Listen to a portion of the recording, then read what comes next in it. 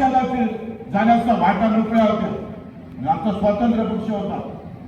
कदाचित आम्ही अनेक पक्षाजवळ जाऊन तिथे आम्ही आमचं स्थान निर्माण करता आलं असतं, पण आम्हाला एकनाथजी शिंदेच खऱ्या अर्थाने मर्द वाटले, त्याच्याशिवाय दुसरा मर्द नाही, म्हणून आम्ही शिवसेनेच्या वाट्याला इथे आलो। रात्री 2 वाजता उभा असताना एकनाथजी शिंदे सीएम असताना सुद्धा 2:30 वाजता सामान्य शेतकऱ्याला भेटलं। हेच तर खऱ्या अर्थानं एकनाथजी शिंदे साहेबांची ओळख आहे, आणि ती ओळख महाराष्ट्राच्या कानाकोपऱ्यात आम्हाला मिळाली।